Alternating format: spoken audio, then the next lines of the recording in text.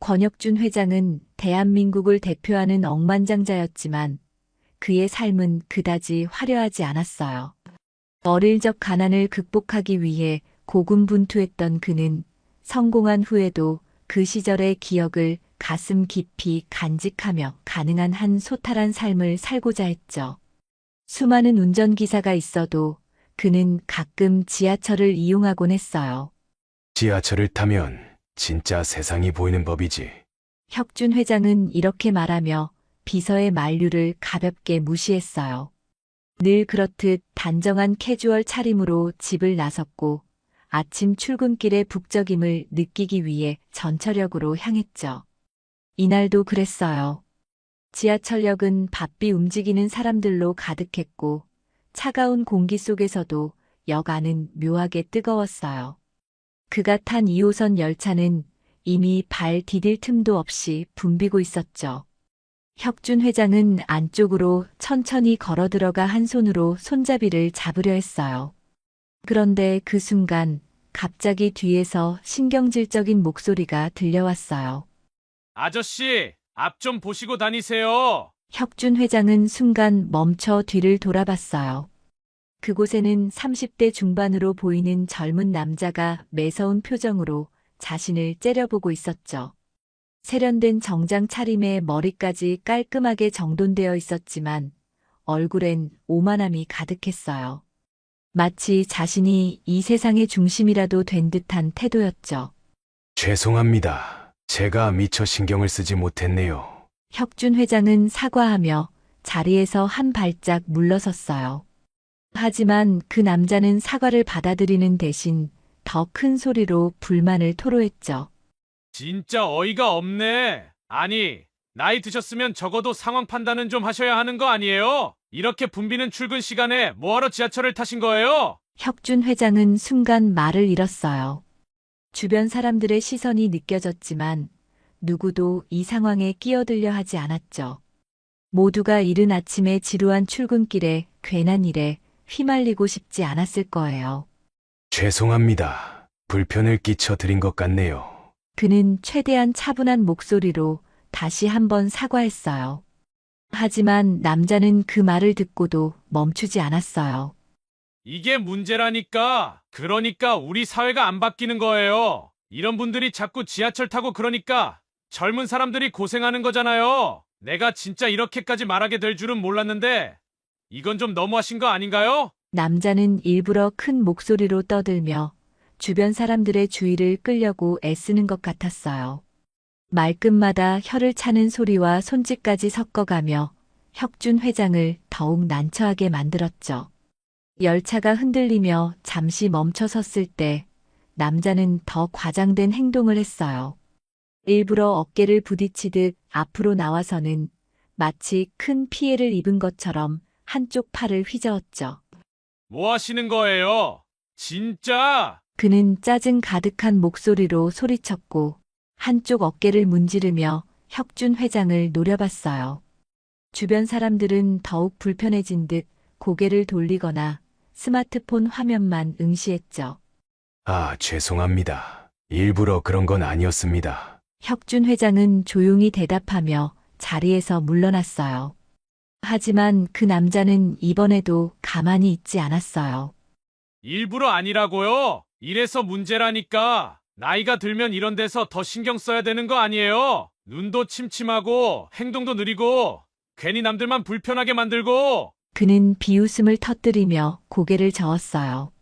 마치 다른 사람들의 동의를 기다리는 것처럼 주변을 둘러보는 모습이 더 거만해 보였죠.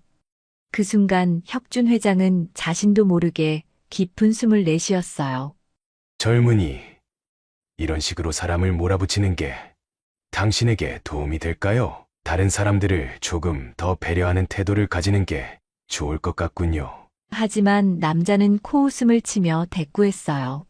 배려요? 아저씨, 웃기지 마세요. 배려는 힘 있는 사람이 하는 겁니다. 저한테 배려를 요구할 거면 여기 있는 사람들한테 물어보세요. 제가 틀린 말 했나? 그는 다시 주변 사람들을 둘러보며 자신만만한 표정을 지었어요.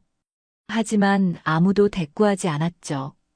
오히려 몇몇은 한숨을 쉬거나 눈을 피하며 이 상황이 빨리 끝나기만을 바라는 듯 했어요. 혁준 회장은 더 이상 말을 하지 않았어요. 곧 한숨을 내쉬며 고개를 저었어요. 곧 열차가 멈췄고 혁준 회장은 자신의 정거장에서 내렸어요. 그날 이후로도 그 남자의 거만한 얼굴이 머릿속에서 쉽게 지워지지 않았어요. 혁준 회장은 그날의 일을 떠올리며 속으로 다짐했어요. 인생은 결국 다 돌고 도는 법이지. 이 짧은 만남이 앞으로 어떤 식으로 그의 인생에 영향을 미칠지 그 순간엔 아무도 알 수 없었죠. 혁준 회장은 늘 바쁜 하루를 보내고 있었어요. 그의 나이가 70을 넘겼지만 여전히 회사의 중요한 의사결정은 그가 직접 내리고 있었죠. 사람들은 그를 경영의 신이라고 부르며 존경했지만 혁준 회장은 자신을 과대평가하지 않았어요. 그는 단지 노력의 결과일 뿐이라고 생각했죠. 어느 날 오후 그의 딸 소연이 저녁 식사를 함께 하자고 연락을 해왔어요. 소연은 30대 중반의 나이로 평소 독립적으로 살아가는 모습이 혁준 회장의 자랑거리였죠. 소연은 미술 큐레이터로 일하며 자신의 커리어를 착실히 쌓아왔고 결혼 이야기는 한 번도 꺼낸 적이 없었어요. 그랬기에 소연이 중요한 이야기가 있다며 저녁 약속을 잡자 혁준 회장은 왠지 모를 설렘과 긴장감을 동시에 느꼈죠. 그날 저녁 고급스러운 레스토랑의 창가 자리에 앉은 두 사람은 오랜만에 단둘이 시간을 보냈어요. 소연은 밝은 표정으로 아버지를 반겼고 혁준 회장은 딸을 자랑스럽게 바라보며 미소를 지었죠. 딸이 가져온 이야기가 무엇일지 궁금해하며 식사를 하던 중 소연이 입을 열었어요. 아빠, 제가 결혼할 사람이 생겼어요. 혁준 회장은 잠시 말을 잃었어요. 그동안 결혼에 대한 이야기를 한 번도 꺼내지 않던 딸이었기에 이 말은 예상치 못한 소식이었죠. 정말 괜찮은 사람이에요, 아빠. 책임감 있고 열심히 살아가려고 노력하는 사람이에요. 무엇보다 저를 정말 많이 아껴줘요. 그 사람이 어떤 일을 하고 있는지, 또 어떤 가정환경에서 자랐는지 궁금하구나. 그리고 무엇보다 소연이가 정말 행복할 수 있는 사람인지 알고 싶어.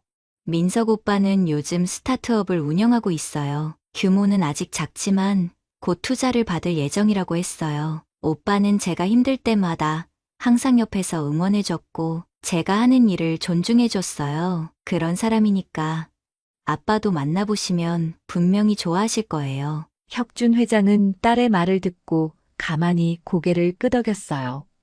하지만 속으로는 한 가지 찜찜한 기분을 떨칠 수 없었죠. 그가 살면서 배운 것 중 하나는 사람은 말과 행동이 일치하지 않을 때가 많다는 점이었어요. 게다가 스타트업이라는 단어가 그의 마음에 걸렸죠. 혁준 회장은 사업 초기에 겪은 숱한 어려움을 떠올리며 그 남자가 과연 책임감 있는 사람인지 확인하고 싶었어요. 좋다. 그럼 만나보자꾸나. 혁준 회장은 딸의 기쁨을 깨고 싶지 않아 흔쾌히 동의했어요. 그러나 그는 속으로 결심했어요. 소연이 사랑하는 사람이 정말 괜찮은 사람인지 직접 확인하겠다고요. 며칠 후 딸이 예비 사위를 데려오는 날이 되었어요. 혁준 회장은 딸이 좋아하는 요리를 준비하도록 집 안을 정돈하고 거실에 앉아 기다렸죠. 약속된 시간이 되자 초인종이 울렸고 문 앞에서 소연과 한 남자가 들어왔어요. 그런데 소연이 데려온 예비 사위의 얼굴을 보는 순간 권혁준 회장은 손에 쥐고 있던 물잔을 놓칠 뻔했어요. 몇 달 전 지하철에서 자신을 모욕했던 바로 그 남자가 서 있는 걸 보고 숨이 턱 막혔죠.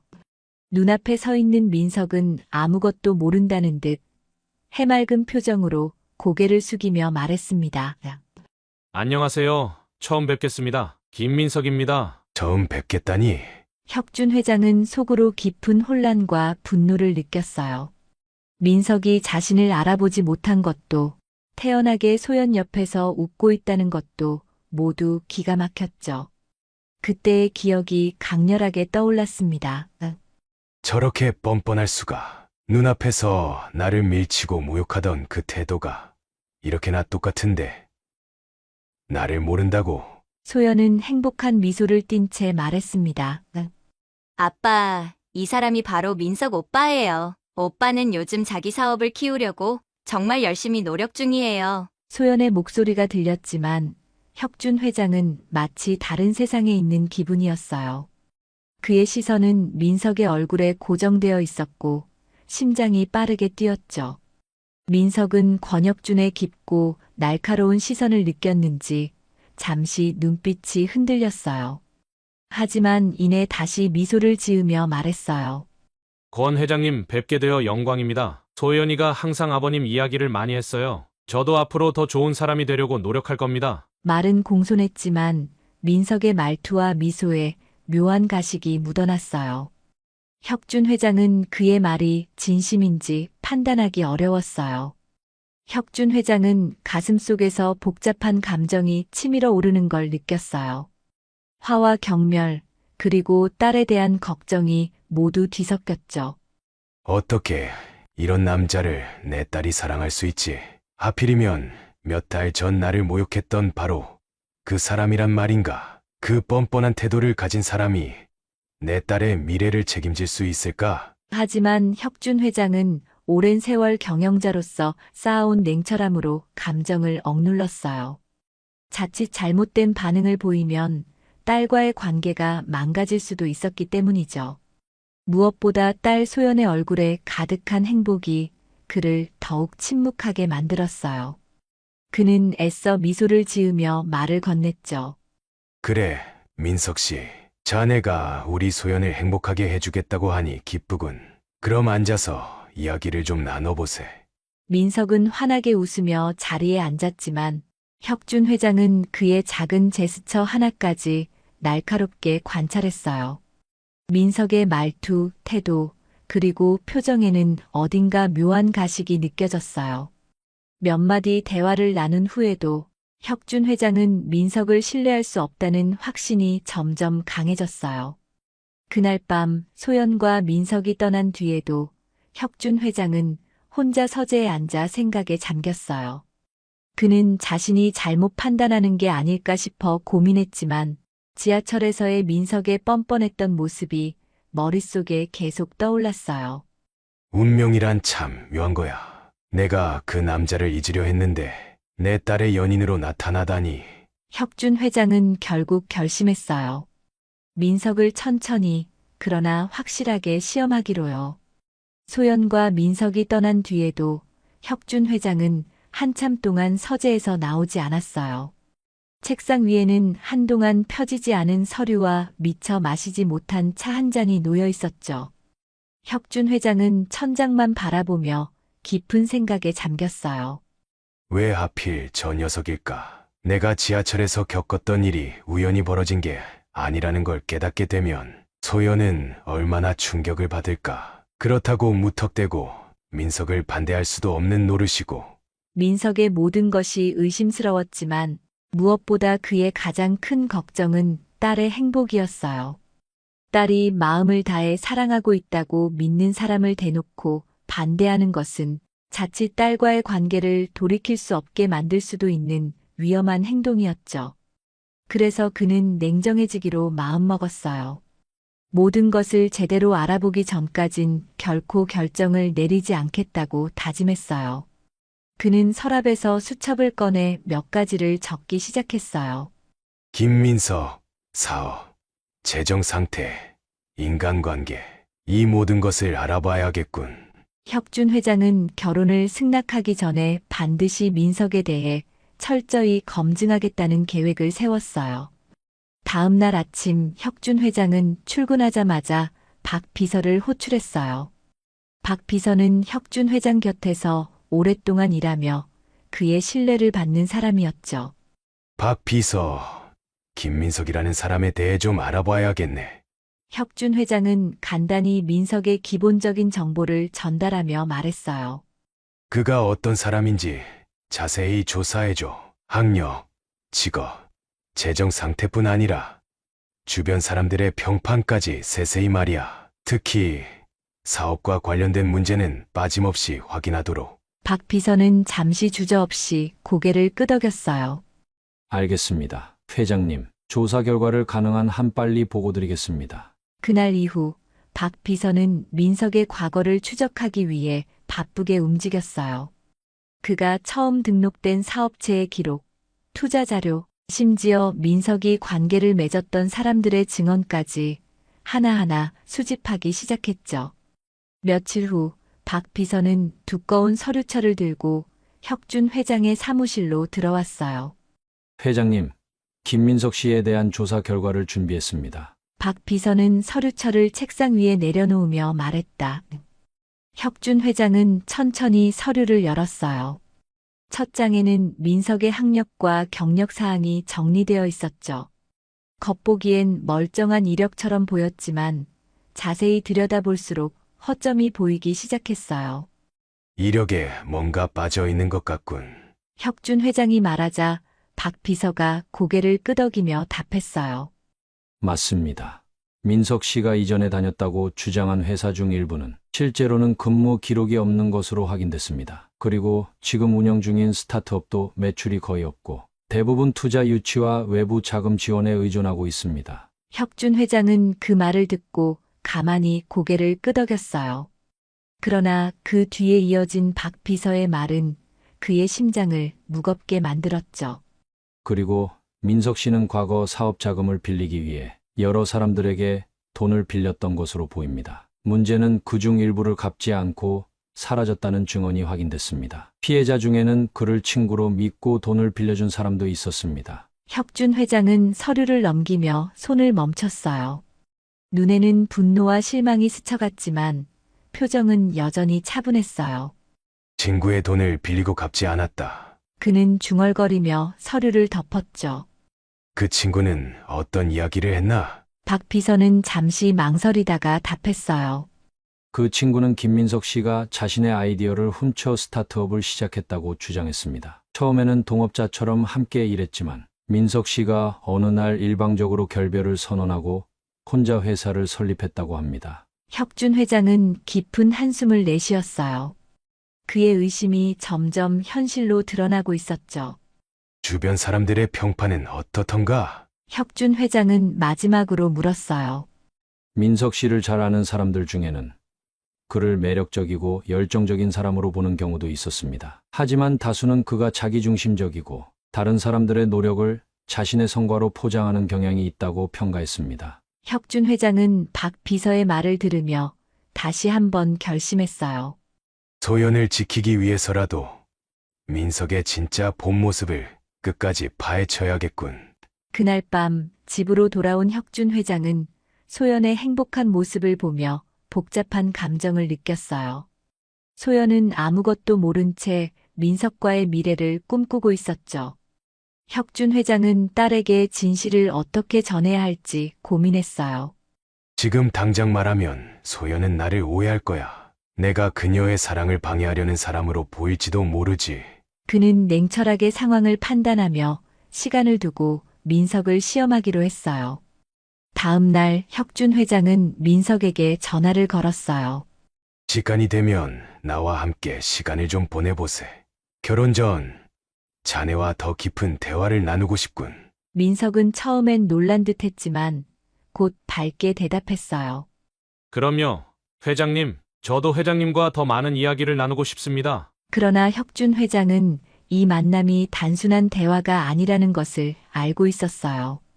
그는 민석의 본 모습을 철저히 검증하고 딸을 불행에서 구하기 위해 모든 수단을 동원할 준비가 되어 있었죠. 민석은 권혁준의 초대를 받고 회사로 온 날 처음부터 당당한 태도를 보였어요. 마치 자신이 특별한 사람이라도 된 것처럼 어깨를 으쓱이며 회사 건물을 둘러봤죠. 그는 말끔한 정장을 입고 왔지만 그 태도는 지나치게 거만했고 자신의 위치를 과신하는 듯 했어요. 역시 회장님 회사는 다르네요. 이 정도 규모를 갖추려면 얼마나 오래 걸렸을까요? 민석은 건물 내부를 둘러보며 과장된 말투로 말했어요. 혁준 회장은 민석의 거만한 태도를 눈치챘지만 표정 하나 변하지 않고 차분하게 대꾸했죠. 그렇지. 하지만 규모만 보고 모든 걸 판단하면 안 되네. 이 모든 것은 많은 사람의 노력과 헌신으로 이루어진 것이지. 단순히 돈만으로 되는 게 아니거든. 민석은 슬쩍 코웃음을 치며 고개를 끄덕였어요. 물론 그렇겠죠. 그런데 요즘엔 시스템만 잘 짜면 큰 노력 없이도 성공할 수 있더라고요. 제가 지금 운영하는 스타트업도 비슷한 방식으로 성장하고 있습니다. 혁준 회장은 그의 말을 듣고 속으로 고개를 저었어요. 노력 없이 성공이라니. 저렇게 가벼운 말을 아무렇지도 않게 하다니. 책임감이란 게 없는 사람 같군. 혁준 회장은 민석을 회사의 생산부서로 데려갔어요. 이곳은 직원들이 직접 제품을 만드는 현장이었고 질서정연한 분위기 속에서 모두가 바쁘게 움직이고 있었죠. 여기가 우리 제품의 생산 과정이 이루어지는 곳이네. 자네가 사업을 한다고 하니 이런 과정을 이해하는 것도 중요할 거야. 혁준 회장이 설명하자 민석은 흥미로운 척하며 고개를 끄덕였어요. 하지만 그의 눈빛은 이미 다른 곳에 있었고 말끝마다 비아냥이 섞였죠. 이런 건 뭐 자동화로 처리하면 될 텐데요. 이렇게 많은 인력을 쓸 필요가 있을까요? 민석은 대충 둘러보며 무례하게 말을 던졌어요. 옆에서 작업하던 직원들이 그의 말을 듣고 잠시 고개를 들었지만 아무 말 없이 다시 작업에 집중했어요. 혁준 회장은 그 태도가 신경 쓰였지만 참고 넘겼죠. 자동화가 모든 문제를 해결할 순 없네. 사람의 손이 필요한 일이 있기 마련이지. 하지만 민석은 고개를 끄덕이긴커녕 짧게 웃으며 되받아쳤어요. 그건 좀 시대에 뒤떨어진 생각 아닐까요? 제 사업에서는 최대한 효율을 추구하거든요. 시간 낭비와 비용 낭비는 곧 실패로 이어지니까요. 혁준 회장은 잠시 말을 멈추고 민석을 바라봤어요. 그의 태도는 단순히 자신만만한 것을 넘어 타인을 무시하는 듯한 느낌마저 들었죠. 소연이 이런 사람을 사랑한다고? 다음으로 혁준 회장은 민석을 고객 서비스 부서로 데려갔어요. 이곳은 고객 불만을 처리하고 문제를 해결하기 위해 노력하는 부서였죠. 이 부서는 우리 회사의 얼굴 같은 곳이라 할 수 있지. 어떤 일이든 고객을 존중하고 그들의 목소리를 듣는 것이 가장 중요하네. 혁준 회장이 설명하자 민석은 고개를 끄덕이며 입꼬리를 올렸어요. 뭐 그런 건 고객이 돈을 쓰기 때문에 가능하겠죠. 제가 보기엔 너무 과하게 고객 입맛만 맞추는 것도 문제라고 봅니다. 때로는 회사의 기준이 더 중요하지 않나요? 그의 말투엔 뻔뻔함과 태도가 느껴졌고 옆에 있던 고객 서비스 직원들이 민석을 의아하게 쳐다봤어요. 하지만 민석은 그런 시선을 신경 쓰지 않고 말을 이어갔죠. 제 사업에서는 고객의 불만에 일일이 대응하지 않습니다. 불만이 있으면 그냥 떠나게 두는 거죠. 대신 우리의 가치를 이해하는 고객을 타깃으로 삼는 게 중요하거든요. 혁준 회장은 민석의 말을 듣고 깊은 한숨을 내쉬었어요. 고객의 불만을 무시한다니. 책임감은커녕 배려심도 없는 사람인데 어떻게 내 딸을 행복하게 해줄 수 있단 말인가. 혁준 회장은 마지막으로 민석과 함께 점심을 먹기로 했어요. 그는 민석의 태도를 끝까지 관찰하며 마지막 결정을 내리기로 했죠. 점심자리에서 민석은 지나치게 편안한 태도로 음식을 먹으며 말을 꺼냈어요. 회장님, 제가 회장님의 회사를 보니까 솔직히 좀 놀랐습니다. 이 정도면 정말 대단하다고 인정할 수밖에 없네요. 겉으로는 칭찬처럼 들렸지만 그의 말투엔 묘한 비꼼이 묻어 있었어요. 하지만 요즘 세상에선 이런 전통적인 방식이 얼마나 오래갈지 모르겠습니다. 제 사업은 훨씬 더 현대적이고 젊은 세대의 니즈를 충족시키고 있거든요. 혁준 회장은 민석의 태도에 한계점을 느꼈어요. 겸손함이라고는 찾아볼 수 없군. 이런 사람이 내 딸과 함께할 자격이 있다고 생각한 건가? 식사가 끝난 뒤 혁준 회장은 민석에게 마지막으로 말을 건넸어요. 민석 씨, 자네는 자신감이 넘치는 사람이네. 하지만 그 자신감이 지나치면 때로는 오만으로 변할 수 있다는 것도 명심하길 바라네. 민석은 슬쩍 웃으며 대답했어요. 회장님 말씀도 일리가 있습니다. 하지만 저는 앞으로 더 큰 성공을 위해 노력할 생각입니다. 소연이도 저와 함께라면 더 행복할 겁니다. 그 순간 혁준 회장은 확신했어요. 이 사람은 내 딸을 책임질 준비가 되어 있지 않아. 그리고 그 준비가 되지도 않을 것이다. 그날 이후 혁준 회장은 민석의 본 모습을 딸에게 알릴 방법을 고민하며 더 깊이 계획을 세우기 시작했어요. 민석과의 만남은 확신을 주었죠. 그는 자신의 모든 경험과 자원을 동원해 딸을 지켜내겠다고 결심했어요. 다음 날 아침 권혁준 회장은 평소보다 일찍 일어나 아침 식탁에서 소연을 기다렸어요. 딸이 잠에서 깨어나 거실로 내려오는 동안 그는 생각을 정리하려 했지만 머릿속은 여전히 복잡했어요. 민석에 대해 알게 된 모든 사실과 딸의 반응에 대한 두려움이 그를 압박했죠. 소연이 식탁으로 다가왔을 때 그녀의 밝은 얼굴은 혁준 회장의 마음을 한층 더 무겁게 만들었습니다. 아빠, 오늘 아침엔 웬일로 이렇게 일찍 깨어 계세요? 무슨 일 있으세요? 소연은 걱정스러운 눈빛으로 물었어요. 소연아, 우리 얘기 좀 하자. 그는 딸의 눈을 피하지 않고 차분하게 말을 꺼냈어요. 소연은 잠시 멈칫하더니 의자에 앉아 고개를 끄덕였어요. 알겠어요. 무슨 얘긴데요, 아빠? 혁준 회장은 깊은 숨을 내쉬며 말을 이어갔습니다. 민석이에 대해 알아봤다. 소연은 순간 굳은 표정으로 아버지를 쳐다봤어요. 그런데요? 아빠가 뭘 알아보셨다는 거예요? 혁준 회장은 망설임 없이 민석에 대한 조사 결과를 차근차근 설명하기 시작했어요. 그의 과거, 재정 상태, 그리고 주변 사람들의 평판까지 모든 것을 말했죠. 딸이 충격받을 것을 알았지만 그는 거짓된 위로보다 진실을 말하는 것이 옳다고 판단했어요.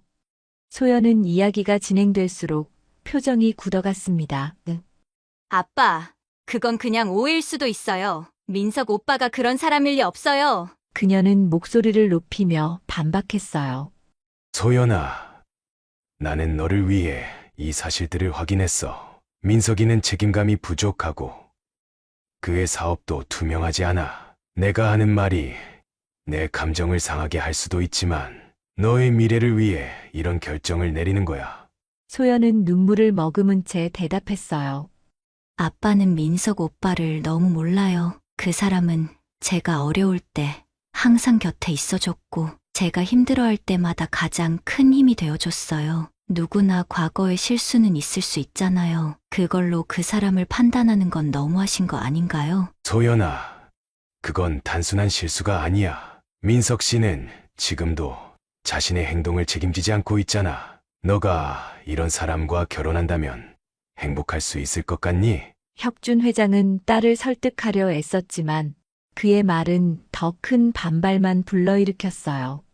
아빠가 그렇게 말하면 할수록 저는 민석 오빠를 지켜야겠다는 생각이 들어요. 아빠가 이렇게까지 반대하는 이유가 대체 뭐죠? 그냥 제가 사랑하는 사람이 싫은 거잖아요. 소연은 목소리를 높이며 감정적으로 터져 나왔어요.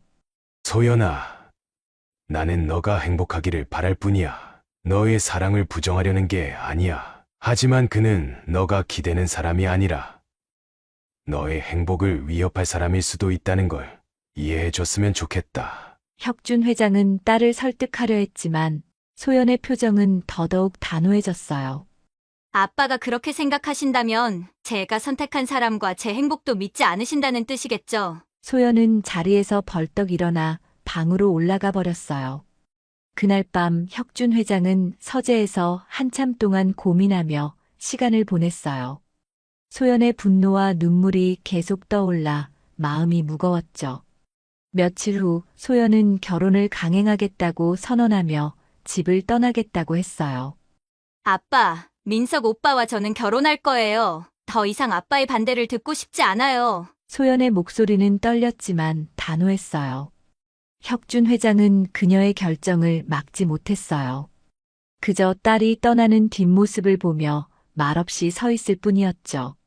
내가 너무 몰아붙였나? 아니면 내가 다른 방법을 찾았어야 했나? 그의 머릿속엔 수많은 생각이 스쳐 지나갔습니다. 소연은 집을 떠났지만 혁준 회장은 그녀를 포기하지 않기로 결심했어요. 그는 민석의 본 모습을 더 확실히 밝혀내어 소연이 스스로 진실을 깨닫게 할 방법을 찾기로 했습니다.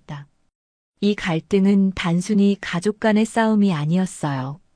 그것은 딸의 미래와 그녀의 선택에 대한 시험이었고, 혁준 회장은 더 나은 길을 찾기 위해 모든 노력을 다할 것을 다짐했죠. 하지만 소연은 민석과 결혼 날짜까지 잡았어요. 소연과 민석의 결혼식이 다가올수록 민석의 과거는 점점 더 많은 사람들에게 드러나기 시작했어요. 혁준 회장이 직접 나서지는 않았지만 그가 박 비서를 통해 수집한 정보는 이미 민석의 과거를 아는 일부 피해자들에게 전달되었습니다. 그들은 오랜 시간 묵혀왔던 분노와 억울함을 억누르지 못하고 마침내 입을 열기로 결심했어요. 첫 번째 폭로는 인터넷 커뮤니티에서 시작되었습니다. 한 익명의 글쓴이가 민석과 함께 사업을 시작했다가 배신당했다며 자신의 경험을 공유했죠. 김민석이라는 사람, 겉으로는 멋있고 열정적인 사람처럼 보이지만 그의 본 모습은 그렇지 않습니다. 그는 제 아이디어를 훔치고 저를 사업에서 내쫓았어요. 그 후로 저는 모든 걸 잃었죠. 이 글은 순식간에 사람들 사이에서 퍼졌고 곧이어 다른 피해자들도 하나둘씩 증언을 올리기 시작했어요. 민석이라는 사람이 제게 돈을 빌려갔지만 끝내 갚지 않았습니다. 그때 믿었던 제 자신이 너무 어리석게 느껴졌어요. 저도 그에게 속았습니다. 그는 자신의 목적을 위해 사람들을 이용하고 필요 없으면 버리는 사람이에요. 민석의 이름은 점점 더 부정적인 이미지로 퍼져나갔고 사람들은 그의 과거를 파헤치기 시작했습니다. 사업체의 허위 보고서, 불투명한 재정 상태, 투자자들과의 갈등 등 민석의 어두운 과거가 하나씩 드러났죠. 이 모든 상황 속에서도 소연은 민석을 믿고 싶어 했어요. 민석 오빠가 그랬을 리 없어요. 누군가 오해하거나 부풀린 얘기일 거예요. 그녀는 여전히 민석을 옹호하며 아버지의 걱정을 받아들이지 않았습니다. 하지만 시간이 지날수록 민석의 태도는 점점 달라졌습니다. 결혼식을 준비하며 그는 전보다 더 초조해 보였고 소연과의 대화에서도 불안한 기색이 엿보였죠. 소연은 민석에게 물었어요. 오빠, 무슨 일이 있어? 요즘 왜 이렇게 신경이 곤두서 있는 것 같아? 그러나 민석은 그저 웃으며 대답했어요. 아니야. 그냥 일이 많아서 그래. 결혼식 준비도 그렇고 신경 쓸 게 많아서 좀 예민해진 것 같아. 소연은 그 말을 믿으려 했지만 민석의 불안은 점점 더 뚜렷해졌습니다. 결혼식 전날 민석은 한동안 연락이 닿지 않았습니다. 소연은 걱정이 되어 여러 차례 전화를 걸었지만 민석은 전화를 받지 않았죠. 결국 밤늦게 그가 나타났습니다. 피곤한 얼굴로 들어선 민석은 한참 동안 소연을 바라보다가 말했다. 소연아, 우리 정말 이대로 결혼해도 괜찮을까? 소연은 당황했어요. 그게 무슨 말이야? 내일이면 우리가 부부가 되는 건데 갑자기 왜 그런 말을 하는 거야? 민석은 대답 대신 고개를 숙였습니다. 소연은 민석의 손을 잡으며 말했어요. 오빠, 나 믿어. 어떤 일이 있어도 우리는 함께 할 거야. 아빠도 처음엔 반대하셨지만 우리가 진심이라는 걸 알게 되시면 결국 받아주실 거야. 그러나 민석은 그 말을 듣고도 표정이 밝아지지 않았습니다. 결혼식 당일 아침 드디어 운명의 순간이 찾아왔습니다. 소연은 하얀 웨딩드레스를 입고 거울 앞에서 마지막으로 옷매무새를 가다듬고 있었죠. 그녀의 얼굴에는 설렘과 긴장감이 동시에 묻어났습니다. 하지만 민석은 끝내 나타나지 않았습니다. 몇 시간이 지나서야 민석이 소연에게 전화를 걸어왔습니다. 소연아, 정말 미안해. 그의 목소리는 떨리고 있었습니다. 오빠, 어디야? 결혼식 시간이 다 됐어. 지금이라도 빨리 와. 하지만 민석은 떨리는 목소리로 말을 이었습니다. 나 너랑 결혼할 수 없을 것 같아. 소연은 충격을 받아 말을 잃었습니다. 뭐라고? 오빠 무슨 소리야? 왜 지금 와서 그런 말을 하는 거야? 민석은 한숨을 쉬며 말했습니다. 내가 지금까지 너의 곁에 있었던 게 잘못이었어. 난 너의 사랑을 받을 자격이 없어. 그리고 너를 더 이상 속일 수가 없어. 그는 더 이상 말을 하지 않았고 소연이 뭐라 물어보기도 전에 전화를 끊어버렸습니다. 소연은 그 자리에서 주저앉아 눈물을 흘렸습니다. 자신이 믿고 사랑했던 사람이, 인생을 함께하기로 한 사람이 끝내 자신을 떠나버렸다는 사실에 그녀는 상처받고 혼란스러웠습니다. 결혼식장은 혼란에 빠졌고 소연의 가족과 하객들은 상황을 수습하려고 애썼습니다. 하지만 소연은 한동안 아무 말도 하지 못한 채 하얗게 질린 얼굴로 앉아 있었어요. 그때 혁준 회장이 천천히 소연에게 다가왔습니다. 소연아, 그의 목소리는 조심스러웠지만 동시에 단호했습니다. 소연은 아버지를 바라보며 울먹이는 목소리로 말했어요. 아빠, 내가 너무 바보였어. 민석 오빠를 믿었던 내가 너무 어리석었어. 혁준 회장은 딸의 손을 꼭 잡으며 말했어요. 소연아, 사람은 누구나 실수를 할 수 있지만 중요한 건 그 실수를 통해 배우고 성장하는 거야. 너가 겪은 일이 아프고 힘들겠지만 이 경험이 너를 더 강하게 만들 거라고 믿는다. 소연은 아버지의 말을 들으며 서서히 마음을 가다듬기 시작했어요. 그녀는 사랑에 눈이 멀었던 현실을 깨달았습니다. 며칠 후 소연은 민석이 결국 경찰 조사를 받고 있다는 소식을 듣게 되었습니다. 그의 과거 비리와 피해자들의 증언이 모이면서 법적인 책임을 지게 된 것이었죠. 민석은 모든 것을 잃었고 더 이상 소연의 삶에 돌아올 수 없는 사람이 되었습니다. 소연은 아버지와 다시 대화를 나누며 마음을 치유해 나갔습니다. 아빠 말이 맞았어요. 제가 너무 이기적이었어요. 그리고 민석 오빠는 제가 생각했던 그런 사람이 아니었어요. 혁준 회장은 딸의 손을 잡으며 말했어요. 소연아, 넌 사랑을 통해 많은 걸 배웠을 거야. 사랑은 그 사람만 보는 게 아니라 함께한 모든 순간을 돌아보며 현실을 받아들이는 용기도 필요해. 소연은 고개를 끄덕이며 아버지의 말에 동의했습니다. 민석과의 관계는 끝났지만 그녀는 이 일을 통해 한층 더 성숙해졌습니다. 그녀는 이제 과거를 뒤로하고 새로운 시작을 준비하고자 했습니다. 그리고 아버지와의 관계도 더욱 깊어졌죠. 결국 민석의 추락은 소연에게도 아픔을 안겨주었지만 동시에 그녀에게 진정한 사랑과 책임감이 무엇인지 깨닫게 해주는 계기가 되었습니다. 시간은 소연에게 상처를 치유할 기회를 주었고 그녀는 점차 자신의 삶을 되찾기 시작했습니다. 민석과의 아픔은 깊었지만 소연은 이를 통해 자신을 돌아보고 성장할 수 있는 시간을 가졌습니다. 그 과정에서 그녀는 아버지 혁준 회장의 진심 어린 조언과 사랑을 더 깊이 이해하게 되었죠. 어느 날 소연은 아버지와 마주 앉아 차를 마시며 조심스럽게 말을 꺼냈습니다. 아빠, 그동안 제가 정말 철이 없었어요. 정말 죄송해요. 혁준 회장은 딸의 사과에 잠시 말을 잃었지만 이내 미소를 지으며 딸의 손을 잡았습니다. 소연아, 나도 너를 이해하지 못한 부분이 있었어. 하지만 중요한 건 우리가 서로 배웠다는 거야. 넌 앞으로 더 나은 선택을 할 거라고 믿는다. 그날 이후 소연은 민석과의 경험에서 배운 교훈을 되새기며 스스로를 사랑하는 법을 배우기 시작했습니다.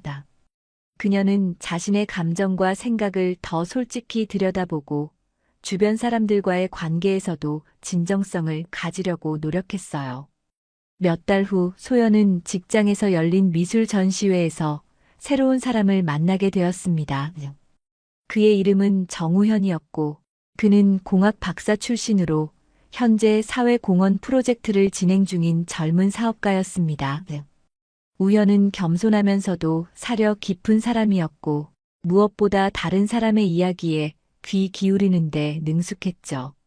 처음 만난 날 우연은 소연의 큐레이팅 작업에 대해 깊은 관심을 보이며 대화를 이어갔습니다. 소연 씨가 준비한 전시회 정말 감동적이네요. 미술이 이렇게 사람의 마음을 움직일 수 있다는 걸 다시 한번 느꼈어요. 그의 말은 진심이었고 소연은 그의 따뜻한 태도에 마음이 열리기 시작했습니다. 그들은 전시회를 계기로 몇 번 더 만나며 자연스럽게 가까워졌습니다. 우연은 언제나 책임감 있는 모습으로 소연의 이야기를 경청하고 그녀를 지지해 주었죠. 어느 날 우연은 소연에게 말했습니다. 소연 씨, 당신이 살아온 이야기를 들으니 당신이 얼마나 강한 사람인지 알 것 같아요. 그런 당신을 옆에서 응원하고 싶습니다. 소연은 그의 진심을 느낄 수 있었고 우연과의 관계는 점차 깊어졌습니다. 소연은 아버지에게 우연에 대해 이야기하며 조심스럽게 그의 반응을 살폈습니다. 하지만 혁준 회장은 우연에 대한 이야기를 듣고 난 뒤 따뜻한 미소를 지으며 말했죠. 소연아, 너가 행복하다면 나도 행복하다. 우연이라는 사람이 정말 너가 말한 대로 책임감 있고 따뜻한 사람이라면 나는 기꺼이 그를 응원할 거야. 혁준 회장은 이번에는 딸의 사랑을 전적으로 존중하기로 마음먹었습니다. 과거 민석과의 일이 있었던 만큼 소연이 자신의 선택에 대해 더 신중하게 판단했으리라 믿었기 때문이었죠. 우연을 처음 만난 날 혁준 회장은 그의 진중한 태도와 예의를 보고 안도감을 느꼈습니다. 자네가 우리 소연을 행복하게 해줄 수 있는 사람이라 믿겠어. 앞으로 우리 가족으로 함께할 날이 기대되네. 그의 말에 우연은 고개를 숙이며 진심 어린 목소리로 대답했습니다. 회장님, 소연 씨와 함께하는 것이 제 인생에서 가장 큰 행복이라고 생각합니다. 최선을 다하겠습니다. 소연과 우연의 관계는 시간이 지날수록 더욱 단단해졌습니다. 결국 그들은 결혼을 결심했고 소연은 아버지의 축복을 받으며 새로운 인생을 시작하게 되었습니다. 결혼식 날 소연은 순백의 드레스를 입고 아버지의 손을 잡고 걸어나갔습니다. 혁준 회장은 딸의 얼굴을 바라보며 묵묵히 걸었지만 마음속으로는 수많은 감정이 교차했습니다. 소연이가 이렇게 성장했구나. 이제 정말 한 여자로서 자신의 삶을 만들어가고 있네. 우연은 결혼식장에서 소연을 바라보며 진심 어린 미소를 보였고 소연은 그의 눈빛 속에서 확신을 느꼈습니다. 결혼 후 소연과 우연은 서로를 존중하며 행복한 가정을 꾸려나갔습니다. 그들의 삶은 평탄하지 않을 때도 있었지만 서로에 대한 믿음과 사랑은 어떤 어려움도 이겨낼 수 있는 힘이 되어 주었죠. 혁준 회장은 딸의 행복한 모습을 보며 자신도 한층 더 평온해졌습니다. 그는 자신의 선택이 옳았음을 깨달았고 딸과 함께 웃으며 새로운 인생의 한 페이지를 넘겼습니다. 그날의 하늘은 맑고 투명하여 마치 새로운 시작을 축복하는 듯 보였습니다. 소연은 미소를 머금고 아버지와 함께 서서히 발걸음을 옮겼어요. 과거의 아픔은 바람 속에 흩어졌고 사랑과 믿음은 그녀의 날개가 되었습니다. 혁준 회장은 딸의 환한 얼굴을 바라보며 삶의 가장 아름다운 선율을 듣는 듯 했지요. 시간은 두 사람의 마음을 하나로 이어주었고 그들은 서로를 응원하며 희망으로 가득 찬 새로운 장을 써내려가기 시작했습니다.